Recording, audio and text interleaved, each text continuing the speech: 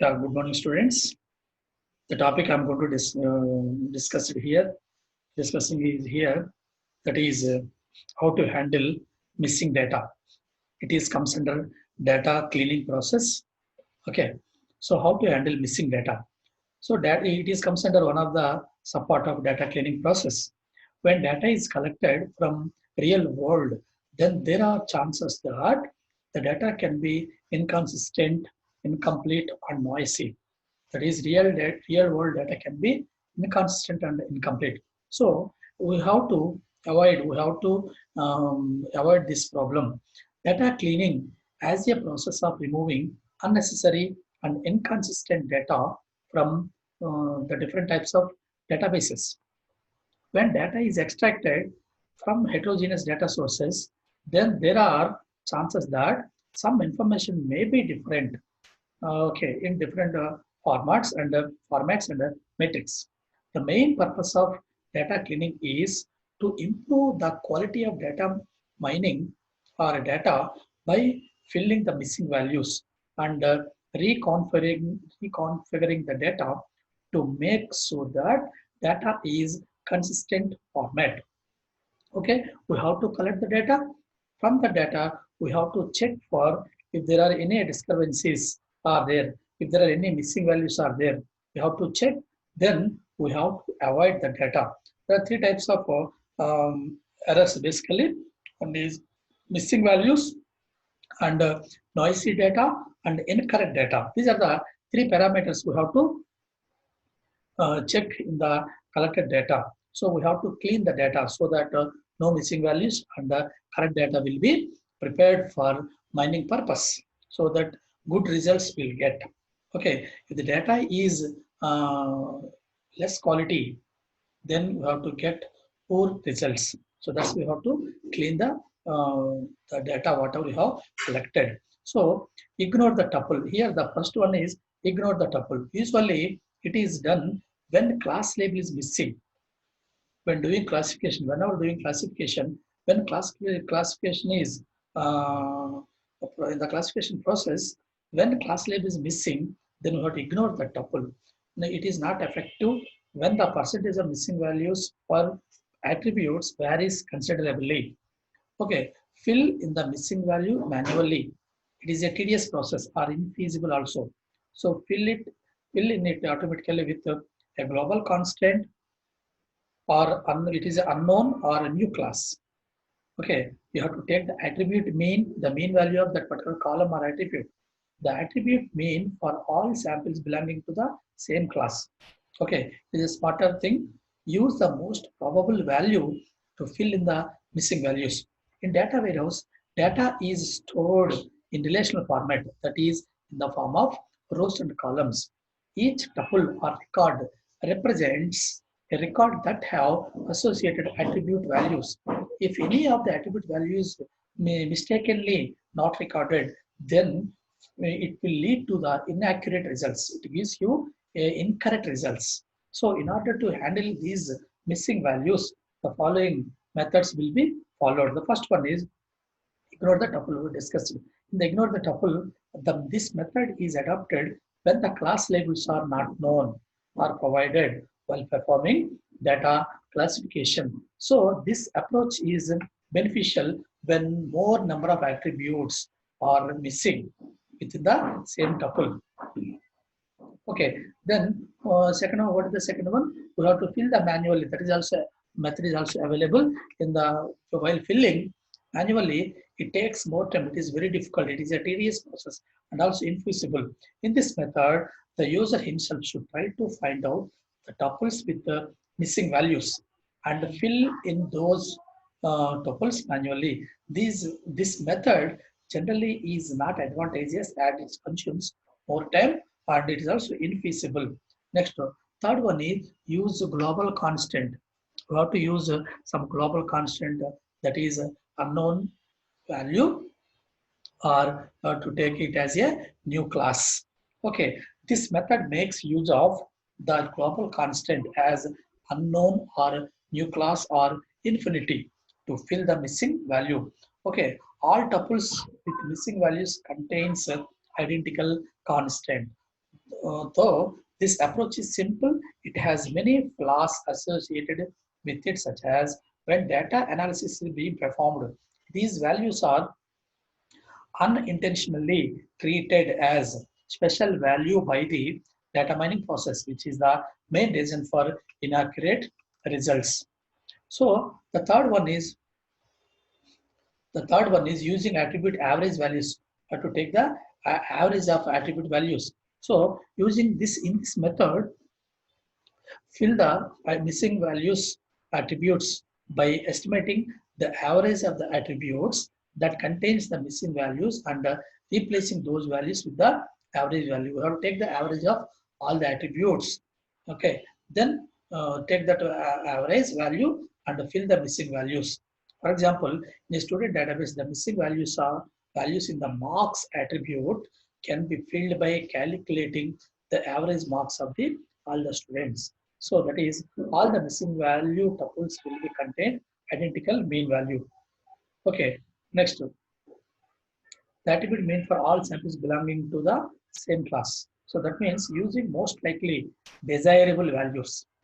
Use most probable value or values to fill the missing values. This is a well-known approach as it utilizes current information in order to forecast the missing attribute value. This is done using different techniques like regression and by using various tools which are dependent, okay, on presumptions such as decision tree or Bayesian algorithms. Okay, missing values may not always result in an error. For example, when a user filling in an application form, there are chances that he can leave the field of middle name empty because he may not have a middle name. Rules must be specified in order to know if null values are allowed and how are they managed and converted. In addition to the rules, other softwares are also allowed or employed to identify other null values such as question mark or none. It is always efficient to reduce number of missing values at the time of data collection itself. So we have to take care of about the missing values. Okay, we have to fill the missing values based on these techniques so that the data will be used for mining process and finally we'll get good results. Otherwise, we may get inaccurate results. And next one is what is noisy data or how to smooth it. What do you mean by noisy data? Noisy data is nothing but data which is having errors. Data which is having errors. Okay, noise is nothing but random error or a variance in a measured variable. Okay, a data is said to be noise. Okay, if it attribute values are invalid or incorrect or dependent on subjective judgment. These values are collected or corrected before initiating the execution of data mining application. We have to remove the noise. Okay, because the presence of noise can lead to again incorrect results, inaccurate results. There are different methods which are used to remove noisy data from the data set. The methods are called as smoothing the noisy data. Okay, the in this one different methods are there. Okay, before going to discuss those methods, what are the in this one incorrect attribute values may be due to faulty data collection instruments, data entry problems, data transmission problems, technology limitation, inconsistency in naming convention. These are the reasons for incorrect attribute values. Other data problems which may require data cleaning, that is duplicate records, incomplete data, and inconsistent data. Okay, so then how to handle the noisy data? There are some methods. Okay, the methods are one is the binning method. Binning method. In the binning method, this method removes the noisy data value from the stored or sorted data, okay, by communicating with its neighboring values. First, you have to sort the data and partition into equal bins. Okay, it is considered as local smoothing because it communicates with the values which are around it. Before initiating any of the binning method, that is, it is necessary to sort the given list either in increasing order or decreasing order. So this the sorted list is then divided into equal number of parts or equal frequency or width. Okay, the binning process can be accomplished by using the following approach, that is median, smooth by bin means, smooth by bin median, smooth by bin boundaries. Okay, the first one is the sorted data given in this example. In this example, see the given sorted data, already the data is in sorted order. The sorted data for price in dollars, that is 4, 8, 15, 21, 21, 24, 25, 28, 34, like that. And partition into, this is already in the sorted order, so we have to partition into equal frequency. Yes, of course, so that each bin is having three elements, that is bin 1, 4, 8, 15, bin 2, 21, 21, 24, second bin, and third bin having 25, 28, 34. So equal frequency. Then how to smooth by bin means? Take the mean value of bin 1. The mean of bin 1 is 4 plus 8, 12 plus 15, 27, 27 by 3. Okay, that is, we'll get 9. So all the values in bin 1 are replaced by 9. See this one.